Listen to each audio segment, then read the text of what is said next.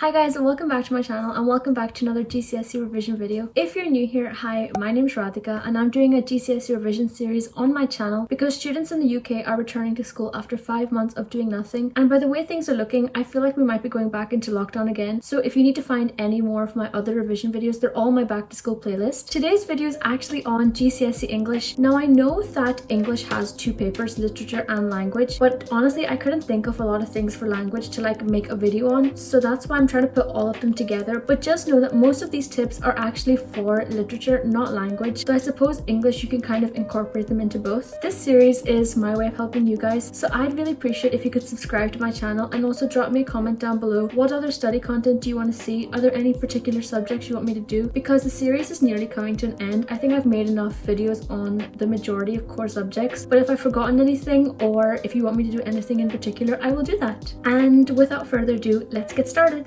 My first tip for how to get a 9 in GCSE English is to read classics. There are two reasons for this. Number one, there is a section which is based on 19th century text, and it's just like a random text given from probably like a well-known classic, and you just have to answer a question based on that. So it could really help with that. And number two, classics increase your vocabulary. Now I know classics can seem very boring, and I will admit when it came to my GCSE, I really didn't do enough of this, and I regret it because I feel like I could have done better in terms of getting the marks for my first paper. But over lockdown, I actually really enjoyed reading classics. Number one, I think they're really good because they're tried and tested. No matter what, those books have survived throughout the century and are always well regarded for a reason. So in my mind, that was a selling point, because think about it, if everyone is constantly talking about this book over centuries, there must be something worth reading. And I started to read books like Wuthering Heights, Pride and Prejudice over lockdown, and I really enjoyed it. So I would highly recommend reading classics, at least one. I think everyone should try and read one classic, because think about it, one classic is better than reading no classics. And reading classics in my mind would definitely help you get ahead because you'd be used to the type of language. Because if you have read classics, you know that the language at the start is like trying to learn a different code or something. It is quite challenging at the start because a lot of the words are very old-fashioned, but that gets you ahead because at least in the exam you don't have to waste time trying to figure out what something means. If you know like impressive words, then it increases your vocabulary, and then if your vocabulary is getting increased, then you know writing good words, impressive words in exams will obviously impress the examiner, and it will show that you are capable and you know how to manipulate different words in different tenses and you know the correct meanings of them, and that will help you get good marks in your essays. So if you've watched the French video, I feel like you know what I'm going to say next, but it's to watch movies of any books you're reading. If you're an English student watching this, I don't really know if English students do Of Mice and Men as well. I think they do, but I did Of Mice and Men and I did an Inspector Calls, and trust me, watching the movies of both of those really helped me understand what was going on, because I'm a visual learner, and yeah, it's on paper, but whenever I see it like being done out in front of me, whether that's in a science lab or whether that's on a screen, I understand it better, and I'm sure a lot of my viewers are visual learners as well. So if you are a visual learner, I would definitely recommend watching the movies for any text that you're studying, because it really helps you solidify what you know. The only thing with this is that you have to be careful, because in movies they tend to deter from the plot, not a lot but a bit. Don't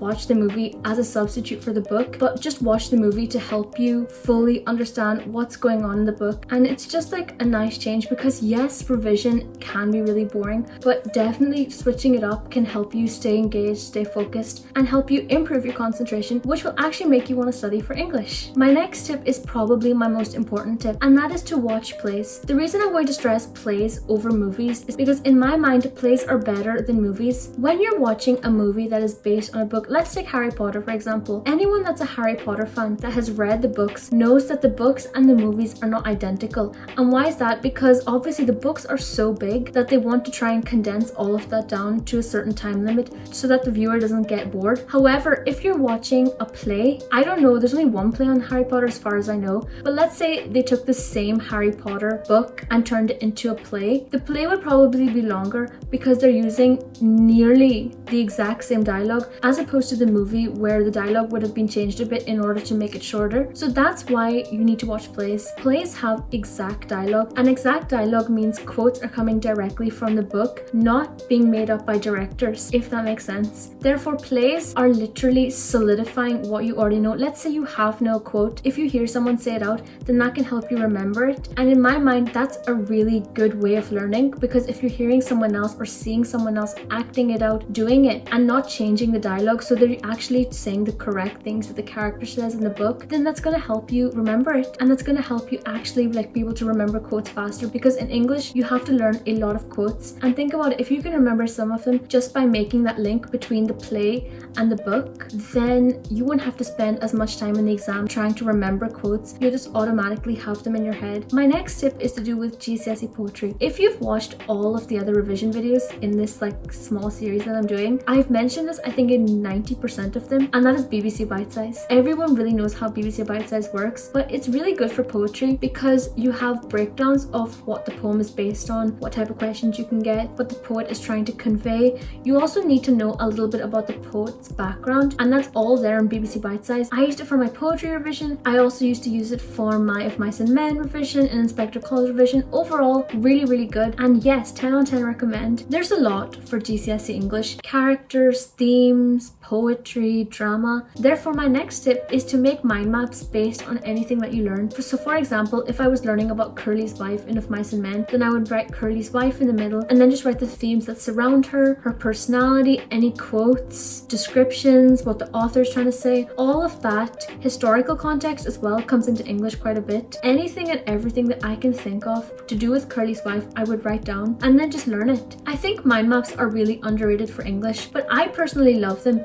because there's everything there on the one page, and that's just everything you need to know. A tip that I used to use was use A3 paper, not A4, because A3 is bigger. When you write on it, everything looks smaller, therefore it looks like you have less to learn. I don't know, it's just something I used to do. I think it would really help with English as well. Practice makes perfect. I know I sound like a teacher right now, but trust me, I'm not trying to be a teacher. I'm trying to be a friend or an acquaintance if some of you don't want me as your friend. But practice makes perfect for English. And my next tip is to make practice essays on literally everything. What does everything consist of? Well, in my mind, for a book, everything consists of two components. Number one, characters, and number two, themes. Themes, that's obvious. Characters is obvious as well. But I think writing practice essays for English is extremely important. You can never have too many practice essays because a question, even though it could be relatively similar to something that came up a few years ago, it will always have a slight change. Maybe the theme has changed, maybe the character has changed, maybe it's worded very weirdly and you have to like sort of decipher what the question is trying to ask. Regardless, I think it's really useful to have like a bank of all your practice essays, because then when it comes to revision, you have a lot to revise from and you have a lot to go back on, and you can see, okay, so Curly's wife, theme of loneliness, and then you can like start to read about that. Because then in the exam, if there's a question based on, let's say, Curly's wife and the theme of loneliness, then you have those points in your head, even vaguely. If you still remember them, you still remember them because you did an essay on it, and therefore you will be able to write a structural essay in the exam, which will help you get closer and closer to the 9 or 8-star mark. My final tip is one of the most simple things that I can possibly leave you with, and that is to write conclusions for everything. No matter what, even if you don't finish your essay, which I know I haven't done that before in mock exams and all, but still write a conclusion. Why? Because the conclusion gets you marks, and it shows that, okay, even though this person technically didn't finish the essay, well, they wrote a conclusion, and that helps bring it all together, and it just makes your answer look more coherent and structured, and therefore you will get marks for that. And yeah, so guys, that is the end of this video. English is one of the subjects that I don't really think you can revise a lot for. Correction, I take that back. You can't really revise a lot for language, but you can for literature. And I just want to clarify, these tips are not things that you have to do. These are just things that I did and I'm sharing with you as like friend to friend, rather than like trying to be a teacher figure and telling you, no, you have to do this. It's just general advice. If you want to watch all of the other GCSE videos and all the back to school or all videos that I've done on my channel, I have two playlists. I've got one called all videos and one called back to school. I will leave those links down below. If you have any other video ideas that you want me to do, comment them down below, and I also want you to comment which tip do you think was the most useful and which one do you think you'll be using in your exams. Finally, I just want to say a massive thank you to my audience. My audience have been so supportive of this content in the last few weeks. They've been sharing it, they've been liking it, they've been commenting, but more importantly, people have told me that they've used some of these tips in my other videos as well, and they've like said that it's helped them, and just in general, like to hear and see people using my tips and getting the results out of them, I don't know, it just makes me so happy. I don't know, it's a really nice feeling. And yeah, that's just all I wanted to say. Thank you, sending you a massive virtual hug from me to you. I'm going to end this video here, but if you did find this video informative, useful,